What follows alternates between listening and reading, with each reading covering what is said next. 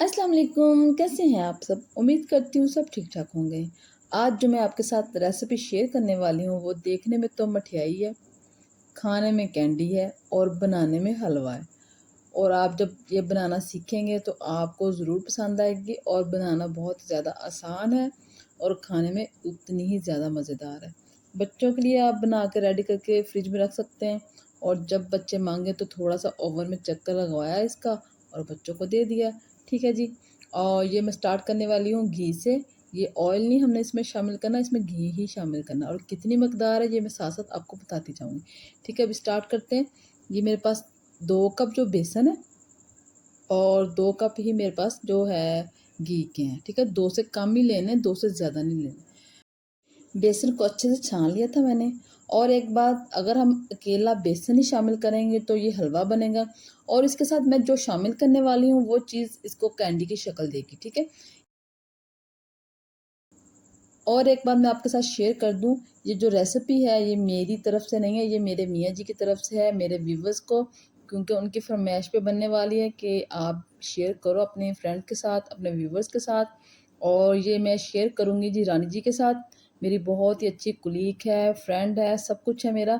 ठीक है जी। ये साथ साथ मैं आपको ये भी बता दूँ, ये मैदा है, एक जो कप है मैदे का है और 2 कप जो मैंने बेसन लिया था उसको छान लिया था। ठीक है। ये सिर्फ रेसिपी नहीं है, आज जो है व्लॉग टाइप जो रेसिपी है, क्योंकि इसमें बातें करेंगे इधर उधर की भी, क्योंकि ये जो रेसिपी है मेरे मियाँ जी ने फरमाइश पे बनवाई थी और ये भी बोला था कि अपने व्यूवर्स के साथ शेयर करो, तो वो साथ में हेल्प करवा रहे हैं। जैसा कि आप लोग नोट कर रहे होंगे, कभी हाथ चेंज हो रहा है, कभी चम्मच चेंज हो रहा है, तो बहुत ही मज़ा आया था बनाने में और खाने में भी बहुत ज़्यादा मज़ा आया था। हमने बेसन और मैदे की भुनाई तब तक करनी है जब तक अच्छे से कलर ना आ जाए, जब तक खुशबू जो है पूरे घर में फैल ना जाए। ठीक है। और इसमें जो घी शामिल किया वो भी ऊपर आ जाएगा। एक पॉइंट पे मैं आपको बताऊंगी, इसमें एक बात आपने ख़ास ख्याल रखना है कि जब ये इसकी ज़्यादा भुनाई होगी तो ये हार्ड हो जाएगी। इसको कितनी भुनाई करनी है वो मैं आपको आगे जाके बताऊंगी। ठीक है जी। अभी हमने बेसन और मैदे की खूब बुनाई करनी है, तब तक बुनाई करनी है जब तक इसका कलर चेंज ना हो जाए। ठीक है। और जैसे ही ये कलर चेंज होगा तो घी जो है वो ऊपर आना शुरू हो जाएगा और जो मैदा और जो बेसन है हमारा वो सॉफ्ट होना शुरू हो जाएगा। ये अभी हार्ड लग रहा है आपको, जैसे इसकी बुनाई अच्छे से हो जाएगी तो इसकी जो लेयर है वो सॉफ्ट हो जाएगी और चिपकना शुरू हो जाएगी एक दूसरे के साथ। ये चीज़ आपने ध्यान में रखनी है जो मैं आपको बातें बता रही हूँ। मैदे और बेसन की बुनाई करते हुए मुझे 10 मिनट हो चुके हैं। अभी मैं चम्मच चेंज कर लूँगी क्योंकि अभी ये चम्मच जो है मुझे थोड़ा-सा हार्ड लग रहा है, इससे मुझसे सही से काम नहीं हो रहा। क्योंकि बुनाई की भी लास्ट स्टेज है और इसके साथ है जी, जब घी ऊपर आ जाना है तो चम्मच को हमने तेज़-तेज़ चलाना है, तो इससे थोड़ा-सा मसला हो रहा है मुझे। ठीक है, चम्मच मैंने चेंज कर लिया है। अभी 2 से 3 मिनट के बाद जो घी है वो सारा ऊपर आ जाएगा। तो उस दौरान हमने चम्मच को तेज़-तेज़ चलाना है ताकि जो बेसन है वो नीचे नहीं लगे, जले नहीं। ठीक है, ये देखिए अच्छे से कलर आ गया है, हल्का-सा लाइट कलर आ चुका है। इसको मज़ीद कलर देने के लिए मैंने थोड़ा-सा कलर ऐड करना है, वो भी पानी में शामिल करके, ज़र्दा कलर, ताकि अच्छा-सा कलर और मज़ीद हो जाए। ठीक है। कलर को पानी में शामिल करने का मकसद हमारा यही है कि जब हम इसमें पानी में कलर शामिल करके डालेंगे, तो जो है बुनाई का प्रोसीजर वो रुक जाएगा और जो बेसन का कलर है वो भी फ्रेश रहेगा। ठीक है। साथ साथ आज का मैसेज भी शेयर करते चले। मैसेज सारे व्यूवर्स के लिए है, सब देखने वालों के लिए है कि हमेशा हौसला अफजाई करना सीखिए। परेशान तो सारी दुनिया करती है।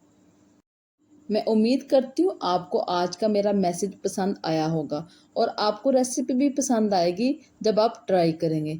बहुत ही मज़े की है, सिंपल, इसमें सिर्फ फ्राई का काम है, जैसे कि मैं फ्राई करे जा रही हूँ, करे जा रही हूँ, करे जा रही हूँ। ठीक है, अभी कलर की बारी आ चुकी है तो मैं इसमें कलर शामिल करूँगी। कलर शामिल करने के बाद इसको मैं चूल्हे से हटा दूँगी। ठीक है, इसको थोड़ा-सा ठंडा होने के लिए रख दूँगी ताकि जो इसका बुनाई का प्रोसीजर है वो रुक जाए। अभी हम इसको चूल्हे से हटा देते हैं और अपनी चाशनी की तैयारी कर लेंगे। चाशनी बनाने का तरीका क्या है जी? आपने ली है जी 3 कप, हमारे पास कुल मिला के मैदा और बेसन थे, तो 3 कप ही मैंने ये चाशनी ली है। मैंने वैसे 2.5 कप ली है लेकिन आप लोगों ने 3 लेनी, क्योंकि हम लोग मीठा कम खाते हैं आप लोग अपने टेस्ट के अकॉर्डिंग कम या ज़्यादा कर सकते हैं। जो ओरिजिनल रेसिपी है उसके लिए हमें 3 कप चीनी चाहिए, ठीक है। मैं यहाँ पर 2.5 कप चीनी ले रही हूँ, इसमें 1 कप मैंने पानी का शामिल किया है। तो इसको हमने इतना ही पकाना है कि चीनी जो है अच्छे से मेल्ट हो जाए और पानी अच्छे से पक जाए। और इसके अंदर शामिल करेंगे इलायची। इस दौरान आप कुछ भी शामिल कर सकते हैं, बादाम इसके अंदर शामिल करें, चाहे तो ऊपर इसकी डेकोरेशन के लिए शामिल कर लें। मैं तो इसके ऊपर ही शामिल करूँगी, इसके अंदर नहीं शामिल कर रही मैं। तो आप लोग चाहें तो इसके अंदर भी शामिल कर सकते हैं। ठीक हो गया जी। तो अभी इसमें इलायची शामिल करेंगे, इलायची के जो है अंदर वाले दाने जो होते हैं वो शामिल करेंगे। यहाँ पर मैंने 4 इलायची ली है और इसके अंदर वाले जो बीज होते हैं, जो ब्लैक ब्लैक वाले होते हैं, वो वाले मैं शामिल करूँगी। ठीक है जी।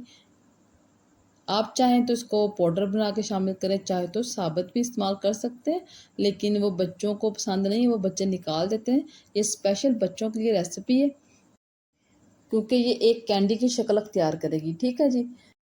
ऊपर वाली लेयर इसकी थोड़ी सी हार्ड होगी और जो अंदर से वो सॉफ्ट होगी और लचकदार होगी।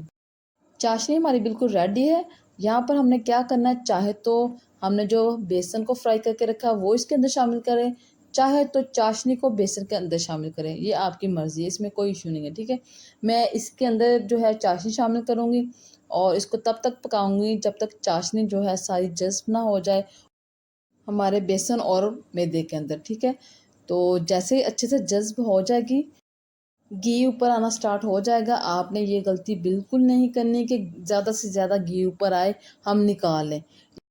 यहाँ पर हम गलती करते हैं, जब हम घी निकाल लेते हैं तो जो हमारा हलवा होता है वो हार्ड हो जाता है, फिर हम सोचते हैं ये हार्ड कैसे हो गया, ये तो टूट ही नहीं रहा। तो आपने ये गलती बिल्कुल नहीं करनी। हाँ, थोड़ा बहुत ऊपर आ गया उसको निकाल लें, क्योंकि ज़्यादा मॉइस्चराइजिंग भी अच्छी नहीं होती।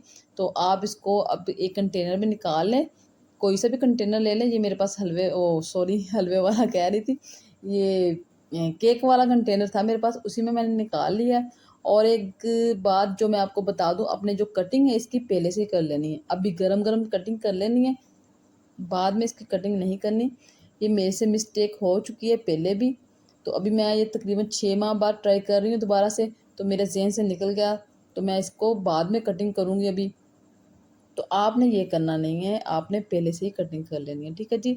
रानी जी, ये आपके लिए स्पेशल मीठा था। अगर पसंद आए कमेंट्स बॉक्स में ज़रूर बताइएगा। इसी के साथ मुझे दीजिए इजाज़त, अगली वीडियो तक इंशाल्लाह फिर से मुलाकात होगी। अल्लाह हाफिज़।